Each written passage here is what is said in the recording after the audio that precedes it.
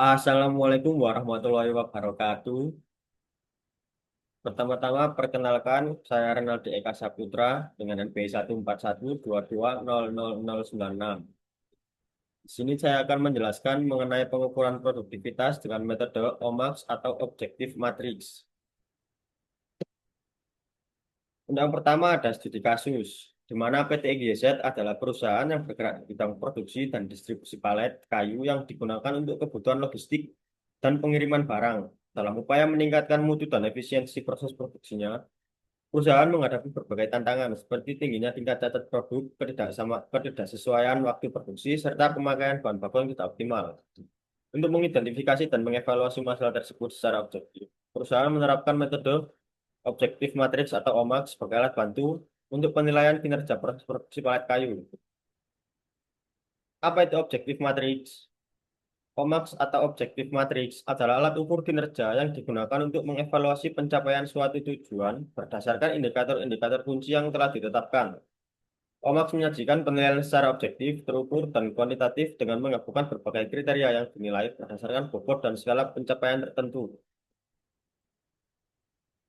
Selanjutnya ada tahapan pengukuran produktivitas dengan metode OMAX.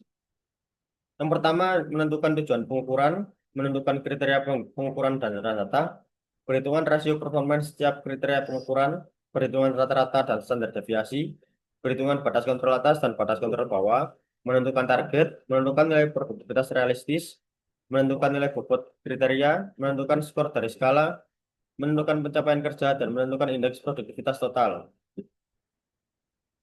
Untuk yang pertama ada data input dan output periode Februari 2024 sampai dengan Juni 2025.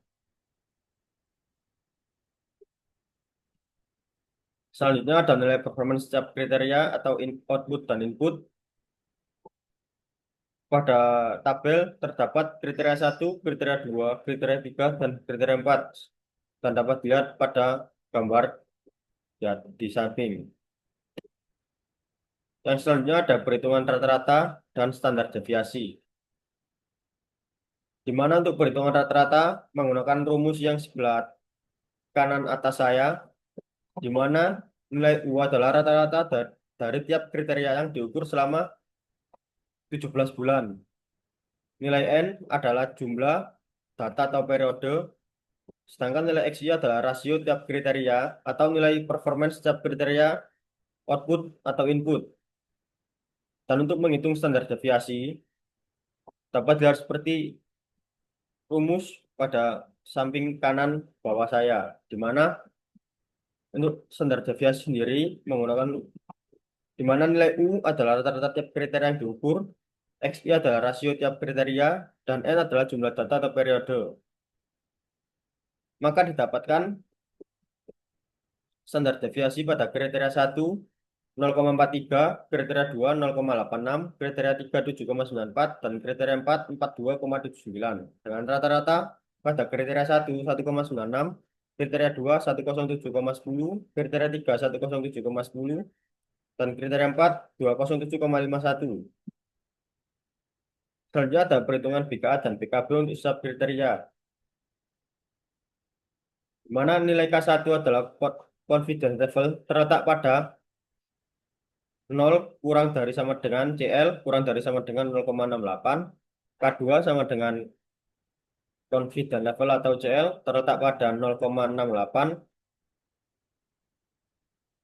kurang dari CL kurang dari sama dengan 0,95, K3 atau confidence level terletak pada 0,95 kurang dari CL kurang dari sama dengan 0,99. Maka didapatkan untuk nilai standar deviasi pada kriteria 1 0,43, kriteria 2 0,86, kriteria 3 7,94, dan kriteria 4 42,79. Yang selanjutnya yaitu target sasaran, di mana menentukan target sasaran akhir dengan skor 10, di mana nilai skor 10 adalah batas kontrol atas yang merupakan batas produktivitas maksimum pada setiap kriteria produktivitas.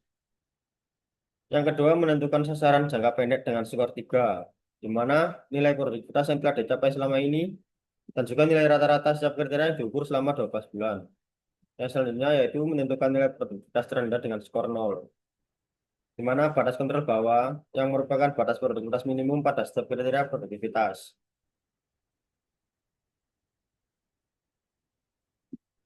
Untuk yang selanjutnya ada nilai BKA, BKB, rata-rata, bobot, dan juga interval.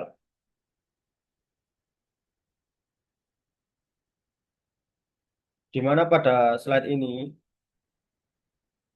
didapatkan bobot dari masing-masing dari keempat kriteria adalah dengan kriteria 1 0,47, kriteria 2 0,12, kriteria 3 0,11, dan kriteria 4 0,29. Untuk yang selanjutnya ada penentuan skor. Untuk penentuan skor ini dihitung dari mulai bulan Februari 2024 sampai dengan bulan Juni tahun 2025 dengan total 17 data. Selanjutnya ada pencapaian kerja dan juga grafik. Berdasarkan grafik satu, terjadi penurunan kinerja, tapi kemudian meningkat lagi yaitu pada bulan Maret sampai April 2024, Mei sampai Juni 2024, September sampai Oktober 2024, Januari sampai Februari 2025, dan Maret sampai April 2025. Yang untuk selanjutnya akan dihitung indeks produktivitas pada bulan-bulan tersebut. Untuk yang terakhir yaitu menentukan indeks produktivitas total, di mana pada slide ini terdapat indikator performasi saat ini, indikator performasi periode sebelumnya, indeks produktivitas atau IP, serta performance indikator. Dengan demikian, indeks produktivitas atau IP untuk bulan April 2024 adalah 0,59, Juni 2024 adalah 0,04, Oktober 2024 adalah 0,54, Februari 2025 adalah 0,06, dan April 2025 adalah 0,21. Sekian presentasi dari saya. Atas kurang lebihnya saya ucapkan mohon maaf yang sebesar-besarnya. Wassalamualaikum warahmatullahi wabarakatuh. Wow.